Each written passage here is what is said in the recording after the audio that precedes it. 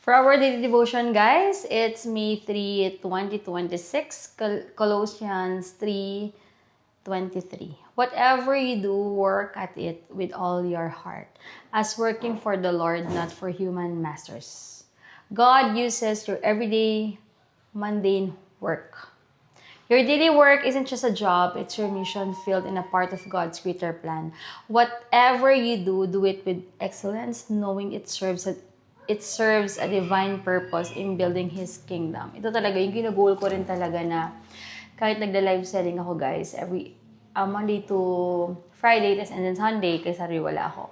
Minimake sure ko talaga na mag-glorify si God sa ginagawa ko. Hindi pwedeng hindi talaga.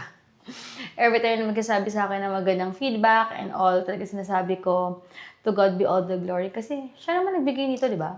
And sasabi ko lagi na to God be all the glory kasi pinaganda niya talaga yung laman ng bill ko para, alam yan, makahelp din sa akin. At maging ginagamit niya kasi yung business ko.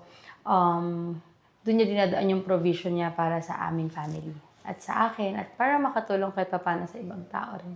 At yun, at thankful naman ako kasi 90% talaga.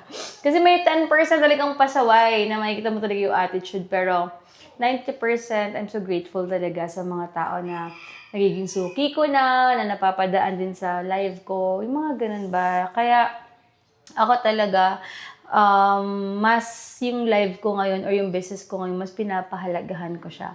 Kasi grabe rin yung pinagdaanan ko.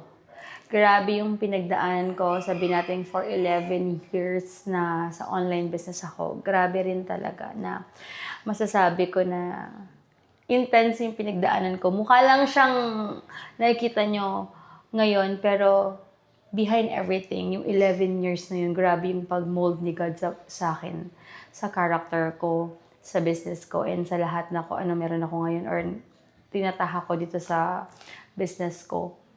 Grabe guys, hindi rin siya ganun kadali, pero pinush ko siya, nagtiwala ako sa promises ni Lord. Yun talaga yung pinanghawakan ko kasi gusto ko talaga nag-i-enjoy. Alam mo yung parang pagod ka pero nag-i-enjoy ka. Hindi yung tinatamad ka na dahil gusto mo lang siyang gawin kasi kailangan mo.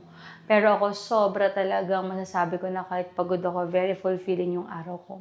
So yun, sa lahat na ginagawa natin, always honor God talaga. Kasi siya talaga yung gumagawa ng ways din paano tayo matulungan sa buhay. Siya nagbigay nitong buhay na to.